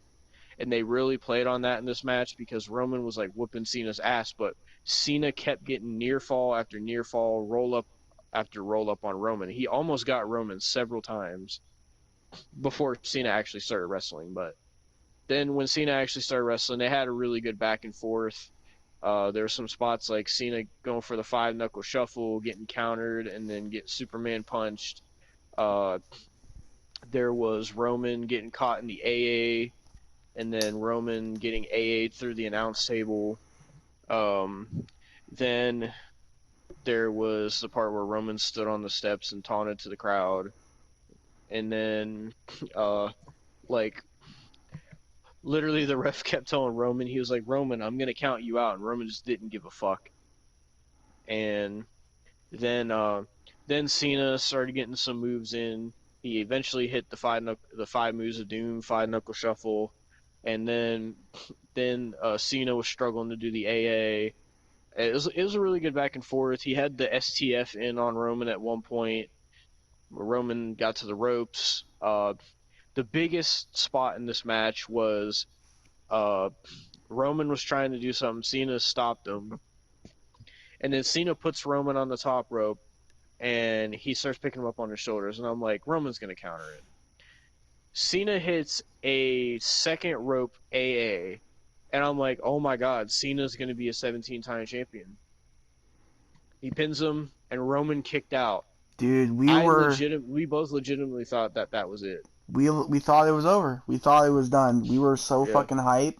We were getting so fucking hype, and then Roman kicked out, and we were just like, "Fuck, dude!" Like, Jesus, yeah. like, And Roman has officially had this title for a year now, so I don't know. Well, we know what they're doing next. We'll talk about it in a minute because we're getting to it. But so John Cena has tried everything.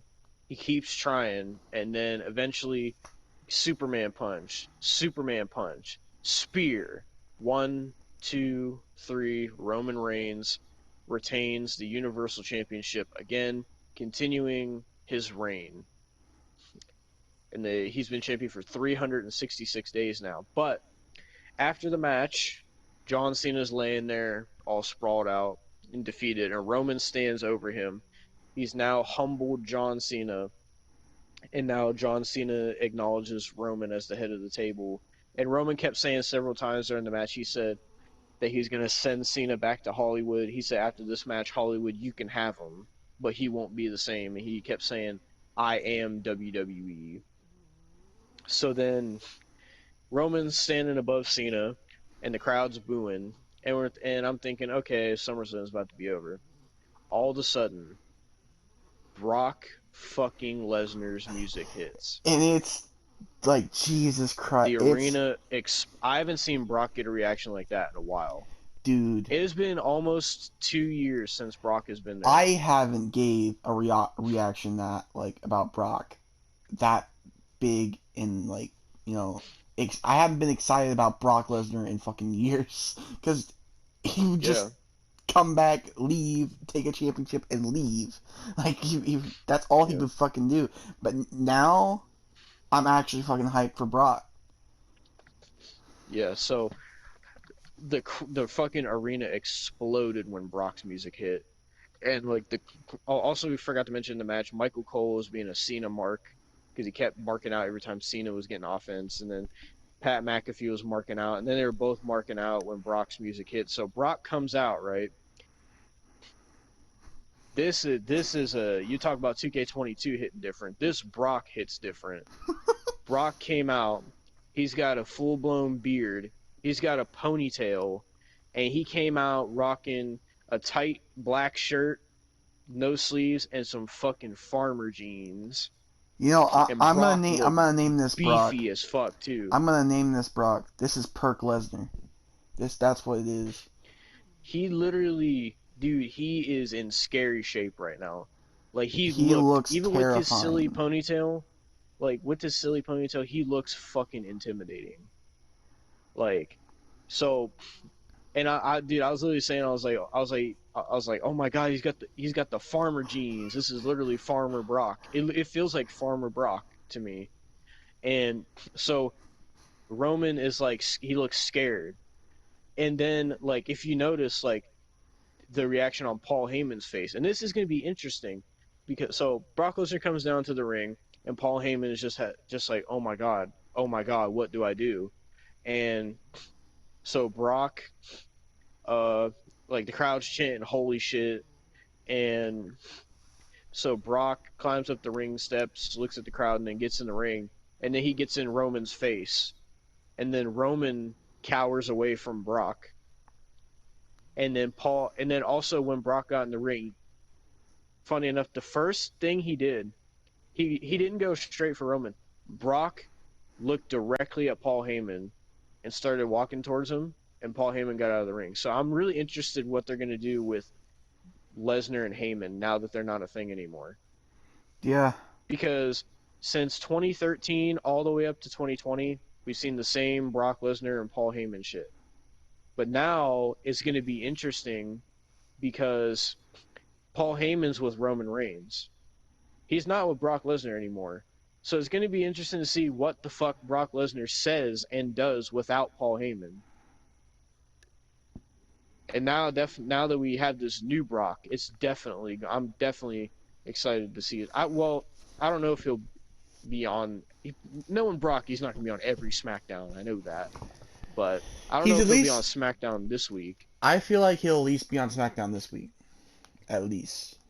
They're obviously now they're gonna do. I don't know if they're gonna do it as soon as Extreme Rules. I really don't know when they're gonna do it, but they're definitely doing Brock versus Roman Reigns for the Universal Championship. And believe it or not, I'm actually excited to see this match. Now, Yeah, it's funny I say that because for so many years we got this match so many times. WrestleMania 31, SummerSlam, WrestleMania 34. We've seen Roman and Brock wrestle so many fucking times and it's so fucking boring. But now they actually give you a reason to care, and it's interesting because Roman is actually an interesting character now, and this is a different Brock. I didn't want to see this match again, but now that we got this new Brock and Paul Heyman's involved, and we got this different Roman, I actually really want to see this match. yeah. But SummerSlam ends with Brock Lesnar taunting to the crowd, so now Brock Lesnar is full blown babyface farmer boy, and I love it. It's I legit. have not been that I have not been that excited about Brock Lesnar in a long time. Yeah, Like Brock feels fucking well. I mean, every time Brock comes back, it always feels like holy shit, like business just picked up. Like Jr. would say, like oh shit, this is legit. Oh shit, this is real. But like this, like felt like oh shit, Brock's back. But this ain't the same Brock we knew before. This don't look like the same Brock. This is like next level fucking Brock Lesnar. He's in yeah, shape. He's got a new hairstyle. He got the beard. He's wearing the farmer jeans. This is about to be a next level Brock Lesnar. And he looks fucking scary now. yeah, Like if you watch him versus Drew at Mania 36, Brock didn't look really scary anymore. But now Brock looks like fucking. If I saw Brock, I would go nowhere near him. exactly.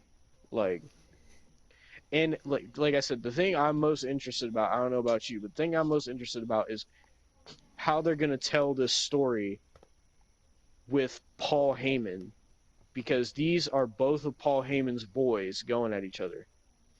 And I didn't think that they would like, especially with current Brock, I didn't think that they would ever separate Paul from him. Yeah, But so it's gonna be interesting if Brock actually cuts promos because we don't ever hear Brock talk that much. And B, what the fuck is Paul Heyman gonna do? Is he gonna stay with Roman? Could he go back with Brock? Is Brock gonna fucking kill Heyman? What's gonna happen?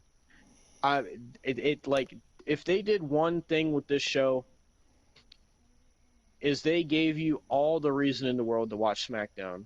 They gave you Becky Lynch, they gave you the Edge and Seth match, they gave you Cena and Roman, and they gave you Brock Lesnar. They gave you all the reason in the world to watch SmackDown this Friday. They gave yeah, you no fucking reason to watch Raw at all. exactly. I'm going to predict this. We'll see next week. I'm going to be on vacation this week, but we'll see next week when the ratings come in. I'm going to say Raw is going to get a horrible fucking rating this week, and SmackDown is going to get a big fucking rating. That's my prediction. Like AEW is going to get a big rating because CM Punk is going to be on this week, so that's expected.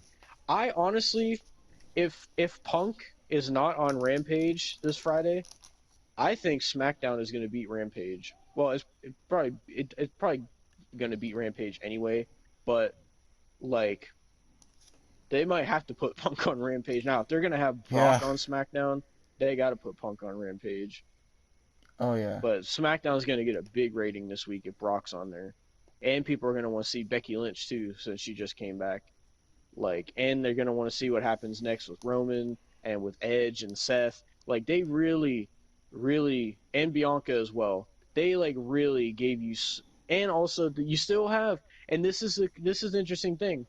You also, while all this is going on, while the Brock and Roman stuff is going on, Austin, you still have the wild card, Big E as Mr. Money in the Bank. Yeah. So that's why I love. This is why I love SmackDown. Fuck Raw. I love SmackDown right now. That's why I say SmackDown is the best show right now. Yes, it has its flaws, but overall as a show, even though they had a shitty go home show this week, to be fair, Raw, NXT, and SmackDown all had shitty ass go home shows. But now that this has happened, people are gonna watch SmackDown this week. Nobody's fucking watching Raw. Like who's gonna sit there and say, "Oh, I'm watching Raw to see what happens with Alexa Bliss and Eva Marie. Oh, I'm watching Raw to see what happens with RK Bro. Oh, I'm gonna watch Raw to see what happens with Goldberg and Lashley. And oh, I want to see what Charlotte Flair does." Nobody wants to watch that shit.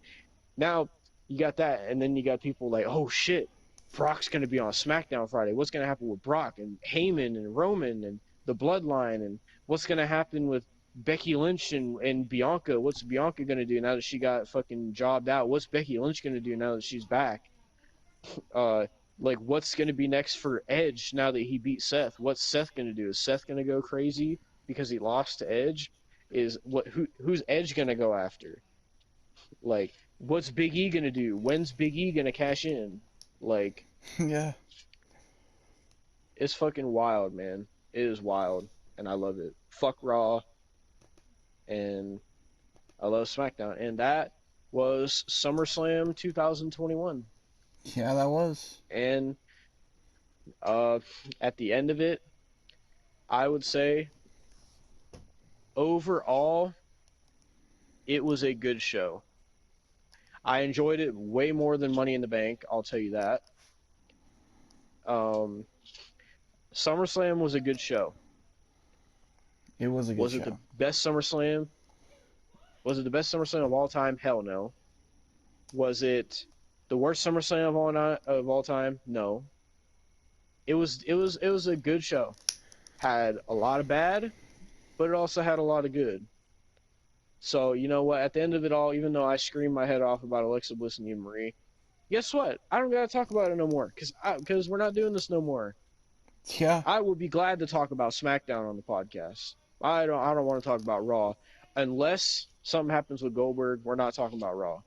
That's just that. Yeah, I'm not doing that at all. Fucking. But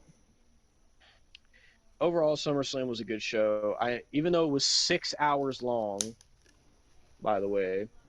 Uh, but you know what? To be honest, it didn't really feel 6 hours. It felt more like 4 hours to me, at least. It was 5 hours if you didn't watch the pre-show. Yeah. Um, I don't know why anybody ever watches pre-shows. To be honest with you, there's never anything good on there. I But don't know. I mean, I watched it, yeah, but that like, was SummerSlam, and I'm excited to see what happens next on SmackDown. I couldn't care less if Raw died in a fire, and yeah, and I don't know what they're gonna do for Extreme Rules, but we'll find out. And that being said, that's it. That is it for the wrestling reviews. well, we actually have something special planned, Yes, sir. but Are we we'll, announcing it here? might as well.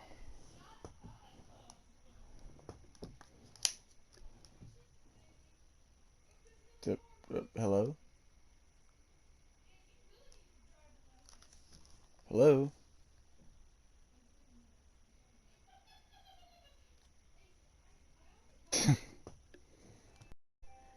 All right, well, we're back. Basically, it said Devin had an error, a network error, but Uh, it I wasn't. don't know why.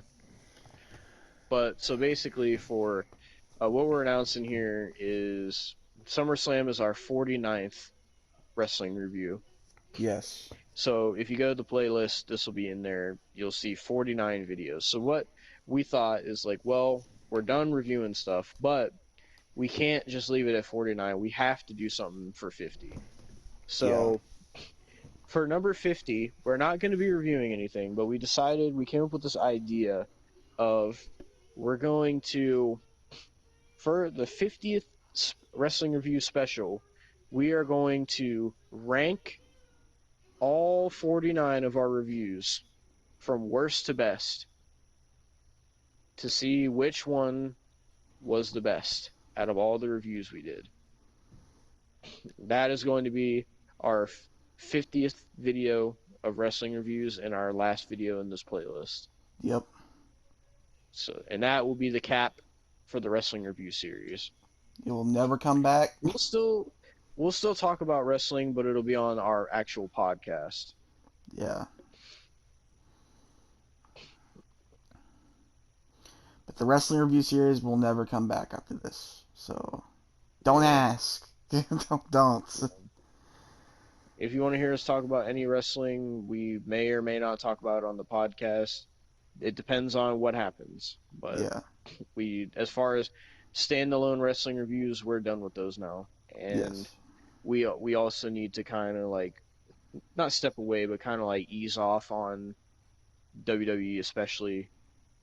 So I'm probably just gonna watch SmackDown from now on. Like I'm not even gonna To bother be with Raw completely and honest, me NXT too. anymore. Like maybe I'll watch some of the highlights for NXT, but I'm not gonna bother with Raw at all anymore. NXT only if I see something interesting, I'll check it out. If it's something related to like Samoa Joe or something, but I'll watch SmackDown. And that's it. I'm not watching.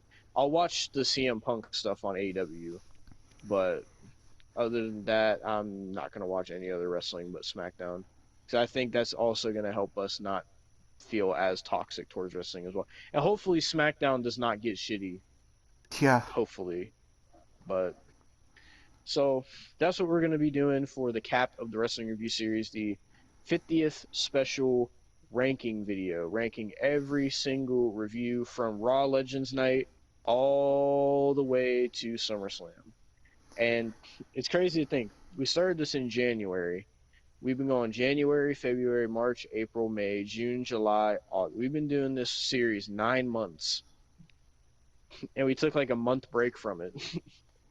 Yeah. We did weekly reviews of the shows. We did Royal Rumble, Elimination Chamber, Fastlane, all the AEW pay per views and specials like Revolution and fucking Beach Break and all that shit. We did WrestleMania, Money in the Bank. We didn't do Hell in a Cell because fuck that. But we did AEW Road Rager. We did the takeovers. Everything, man. We even did Impact. We even did Impact at one We point. gave Impact a chance. We gave, we legitimately gave all the major wrestling shows all a fair chance, which is what we set out to do with the series when we started, to give all of it, to give current wrestling a chance, to try to get back into it. And to be honest, at the end of this, I am back into it, but it pisses me off. And it's, it sucks, but I'm glad that we're ending it because I think if we just watch SmackDown, I think we'll be okay in terms of watching wrestling. But Yeah. uh, it's crazy to think we've done 49 videos from January Raw Legends Night. That idea just came as a spur of the moment. I came up with the idea for this series because one, that's when I started listening to Jim Cornette, and like listening to him review current wrestling made me want to give current wrestling a chance. And then I thought about it and I was like, you know what? I think since me and Austin both like Jim Cornette, I think, let's try out doing like a Jim Cornette style like wrestling review. And that's where the Raw Legends Night thing came from. And you know, to be honest, Goldberg coming back on that show was kind of a blessing in disguise Don't say because that. Don't it say that. wouldn't it probably wouldn't that video probably wouldn't have been as good as it was if Goldberg wouldn't have been there. And it might who knows if we would have like kept it going as long as we did if that wouldn't have happened. But Yeah.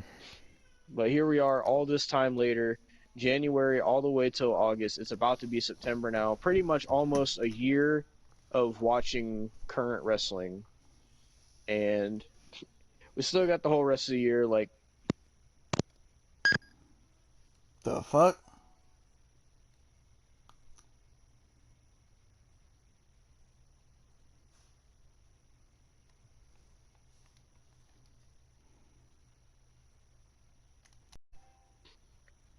I don't know what happened. It just completely kicked me out of the party. So, like, I don't even remember what I was saying. Oh, It's like, I said, we still got wrestling left this year, like Extreme Rules, Survivor Series, TLC, all that. But if at all we want to talk about that, we'll talk about it on the podcast. But it's not going to get its standalone stuff anymore, and we're yeah, not going to be as into it as we were. yeah, But because if we do, it's only just going to like make us more and more like hateful and toxic and negative. So, yeah. excuse me. But yeah, so I've been sitting out on my porch for like almost 2 hours now, so I'd like to go back inside. So let's wrap this review up and send it home, and we will see you guys for the ranking video 50 special. Peace. And fuck Raw and Eva Marie and And Alexa Goldberg. Bliss. Go die in a fire. Long live SmackDown.